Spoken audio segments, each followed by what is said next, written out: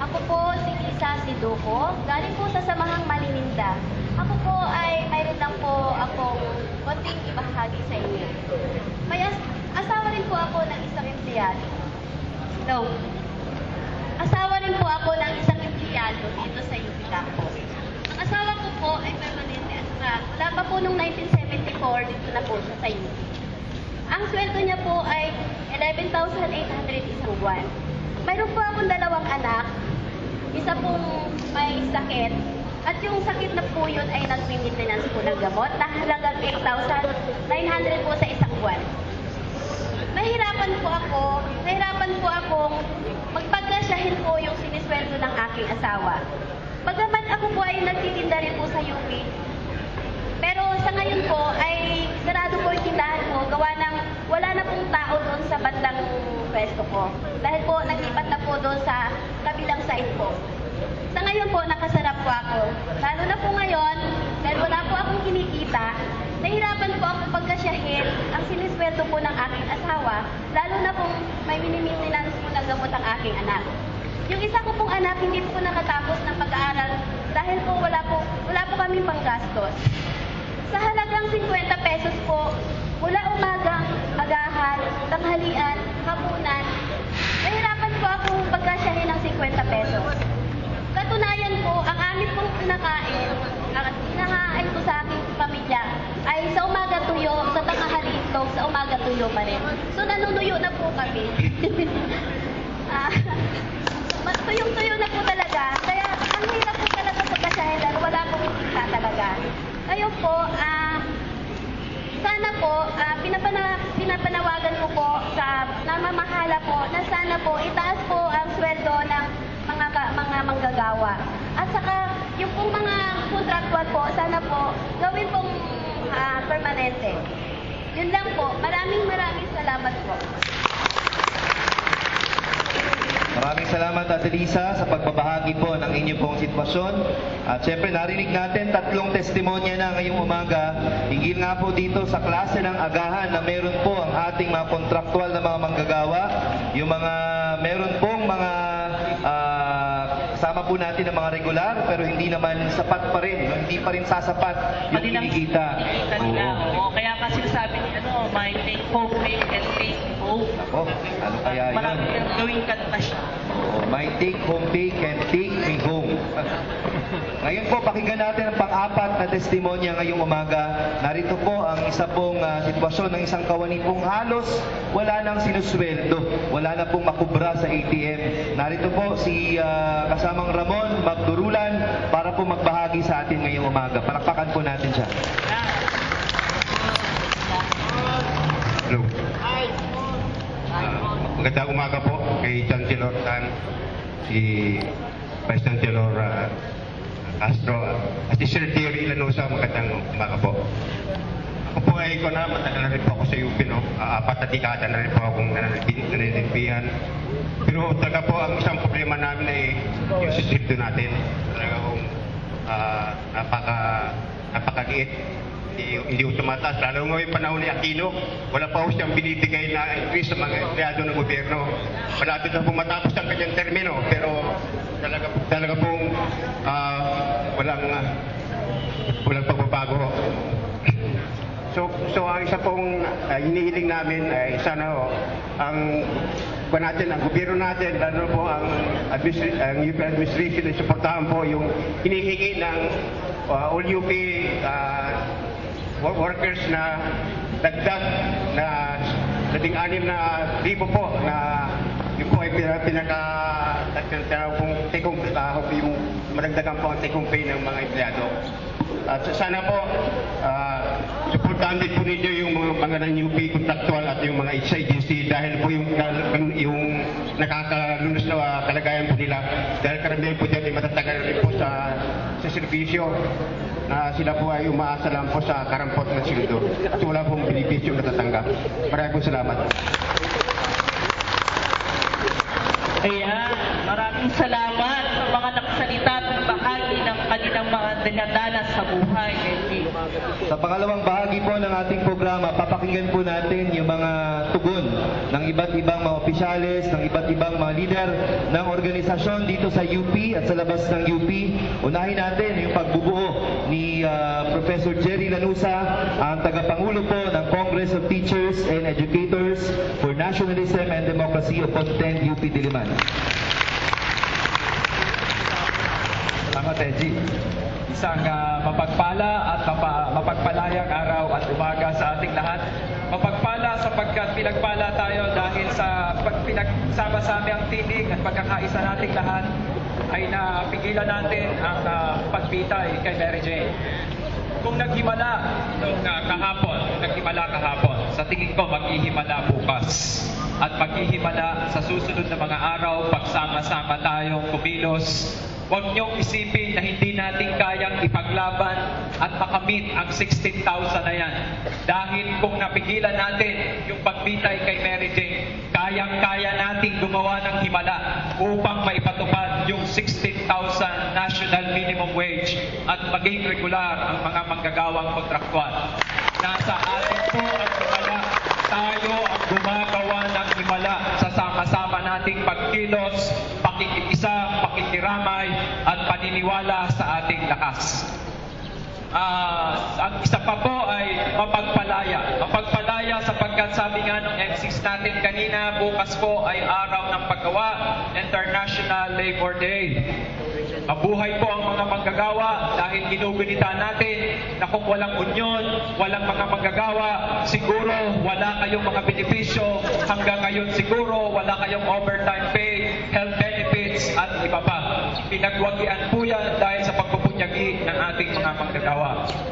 Maganda at napakaganda at binabati ko po yung apat na nagsalita. Dahil tayo, siguro iba sa atin na nasa opisina, hindi alam kung ano ang nangyayari sa araw-araw, pang-araw-araw na buhay ng ating mga manggagawa dahil hindi natin sila nakakasalamuha, nasasalubong lamang natin, hindi natin sila nakikipagchismisan, nakikipagkwentuhan. Ngunit sa umagang ito, narinig natin, nasaksihan natin ang apat nating magigiting na mga manggagawa na nagpahayag, nagsalaysay ng kanilang mga kwentong buhay na wow, mas matindi pa ito sa NMK, maalala mo kaya o kaya ay magpakailanman at halos mangiyak at talagang makahabag ka sa habag-habag at pang-aalipin, no? Yun ang dapat nating sabihin, pang-aalipin, pangbubusabos sa ating mga manggagawa. Binigyan nila ng mukha, binigyan nila ng konkretong manifestasyon, yung mga abstraktong statistics na kadalasan natin na nakikita lamang, naririnig at talaga namang nakita natin, na-encounter natin yung tunay nilang kalagayan.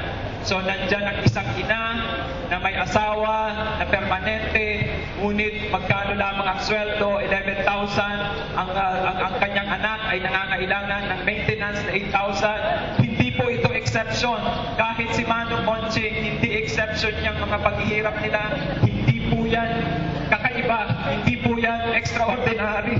Yan po ang natural, yan ang normal na nararanasan ng mga kontraktual at yung mga manggagawa natin na halos 15, 20, 30, 40, 50 na taon na nagsisilbi ng matapat na nagmamahal sa universidad, ngunit magre-retire, lalabas sa UP na kung ano ang sweldo niya, kung ano ang kanyang salary grade, kung ano ang kanyang posisyon, ayun pa rin ang babaunin niya hanggang siya sa ay umalis ng UP. Kaya nauunawaan po namin yan bilang mga guro. Bilang guro, meron din po kaming sa hanay namin na mga ganitong guro na dahil sa pagbabago ng calendar natin, academic calendar, nahihirapan sila ngayon mag-process ng papel. Dalawang buwan hindi sumasahod. Instructor ito, nangungutang na rin sa credit cooperative. At nakikita-kita na sila ng manggagawa. Pero mahihirapan po ang mga kontraktual na mga manggagawa at faculty na mangutang sa credit cooperative sapagkat kailangan nila maraming papeles, rekisito sapagkat walang katiyakan kung sila ay makakabayad sa loob ng 2 taon o 1 taon sapagkat ang kontrata nila sa mga faculty ay kada taon, sa mga manggagawa naman ng UP ay 6 na buwan. Nagtatanong tayo, ano ba ang punot dulo? Ano ba? Bakit ba nagkakaganito nito ang mga manggagawa natin. Huwag po nating isipin na ang manggagawa ng UP ay siya lamang naghihirap. Mas malala po ang paghihirap na nararanasan ng manggagawa sa rural areas. Ang kahirapan po ay mas matinding dinaranas at dumadagok sa mas mga mahihirap nating kababayan sa rural areas o sa mga kanayunan. Ano po ba ang punot dulo nito? Simple lamang po. Ang ating minimum wage sa kasalukuyan ay 466. Naawa si Noynoy kaya nagbigay ng 15, 481. Ano po ba ang pabibili ng 481? Ayon po sa ito hindi lokohan ito, no? Ayon sa pag-aaral ng mga dalubhasa, pati gobyerno umayon dito ang National Economic Development Authority na ang direktor niyan ay galing sa School of Economics ng UP na ang dapat daw sinasahod ng isang manggagawang ordinaryo sa Pilipinas ay 1,086 kada araw, hindi kada linggo, hindi kada buwan, hindi kada taon, araw-araw yan. Ano po bang mangyayari kung bibigyan natin ang manggagawa ng 1,086 umaabot sa 32,280 kada buwan? Wow, ang ganda po niyan. Una, makakabili na si nanay ng gamot at maintenance. Si tatay po ay hindi na kailangan pang mangutang at hindi kailangan gumapang at sanda ang kanyang bahay. At ang ating mga kawani na nabigyan ng libreng pabahay, hindi na magpapaupa. Ang mga binibigyan natin ng mga pwesto sa UP, hindi na mangangamba sapagkat sila ay may sapat na po na pera upang matustusan ang kanilang gamot, ang kanilang bahay, ang kanilang edukasyon, ang kanilang pagkain, ang kanilang damit. Ngayon, magkano ba yung 466? Dagdagan mo pa ng 15. Yan po ay kalahati lamang ng 1,086. Hindi pa naaabot yan eh. Dahil ang kalahati niyan ay 500 plus. So kung 486, pumapatak po yan na 48% lamang yan. Ang ibig sabihin po niyan, halos lahat at hindi naman lahat. Marami sa UP ang hindi sapat ang kinakain, hindi makabili ng damit. Kung gayon, ang manggagawa natin at hindi lang sa UP, maging sa buong Pilipinas ay hindi na nabubuhay bilang tao. Upang maging tao ka, hindi lamang yung sinasabi ni 7G na kalabaw na pinapaliguan, pinapakain ng mga damo, no? Hindi lamang yan, pinapastol, nilalagay sa lilim. Pwede ka naman kalabaw, 486, pero hindi tayo kalabaw. Tao tayo, kaya nga tayo humihingi ng 16,000. Pero ang tanong nyo siguro, Sir Jerry, 16,000 yan. Gawin na natin 32 para talagang taong-tao na tayo. Okay, ito po ang sagot natin. Pinagkasunduan po kasi yan ng mga magagawa, hindi lamang sa UP, ngunit sa labas, na ang unang hakbang upang maisulong ang kapakanan, ang kabutihan ng mga manggagawa ay ipaglaban muna yung 16,000. Kagyat po ito natugon doon sa diskriminasyon na nangyayari dahil ang ibang manggagawa sa rural areas ay hindi nakakakuha ng 480 or 481. Mas swerte nga tayo dito sa Metro Manila at sa Kalunsuran kung tayo ay sumasahod ng minimum wage na 480 plus. Paano pa po ang mga UP non-contractual or non-contractual? Mas matindi po yan. Hindi lang pagkatao ang pinag-uusapan. Hindi lang pagkain, kalabaw, damit. Hindi po eh. Dahil nakita ko rin yan sa dorm. Ito po ang matinding dagok niyan sa mga contractual. Ito, masakit at masaklap na hanggang ngayon ay hindi ko malimutan, no? Pagkatapos po ng 5 buwan, 6 na buwan, i-renew kayo sa June, i-renew kayo sa December, 5 buwan bago kayo i-renew. Anong ginagawa nyo? Di ba umiiyak kayo? Di ba nagmamakaawa kayo sa mga direktor nyo na sana ma-renew kayo? Di ba hindi kayo makatulog? Iniisip nyo sa sarili nyo na saan ako pupulutin bukas? Malas-malas ka pa kung yung boss mo na naglingkod ka, minahal mo ang trabaho mo, yung boss mo may batang bago, gustong may bagong ilagay dyan, o kaya may paborito, o kaya dahil minsan nagdabog ka, pag-iinitan ka pa, o kaya ay dahil hindi lang gusto ang pagmumukha mo, ay pag-iinitan ka at hindi ka i-renew. Ang matindi ba dito, para ka ng hostage o binablackmail ka. Kaya kawawang-kawawa talaga itong mga non-UP contractual. Kaya makatarungan, makatao, lamang nahilingin natin na dapat ipagbawal at tanggalin ang kontraktualisasyon sa UP. Ano po ang basihan? Ang RA 9500 o ang charter ng UP. At tayo po ay pinagpala sapagkat kasama na daupang palad natin ang makabayan, magiting na ating mga administrador, ang ating mahal na Chancellor Michael Tan at ang ating Vice Chancellor na si Nestor Castro na nagpapahayag at nagpapakita ng kanilang kagitingan na sumasama sa atin upang ipanawagan, sumuporta at makiisa sa ating panawagan. Nasa UP Chapter po, 9500. Ang sabi dito, ang UP daw ang Service University. Ang UP daw ay may mandato na mga linga at mag-alaga sa kanyang manggagawa. Paano tayo titindig at paninindigan ang mandatong yan? Wala tayong moralidad, wala tayong moral ascendancy at moral high ground para sumigaw sa labas bukas kung tayo mismo sa universidad ay hindi nagmamahal, nangangalaga sa sarili nating mga manggagawa. Yan po ang mandato sa atin. At tuwan-tuwa po tayo dahil alam natin na all the way susuportahan tayo ng ating mga administrador.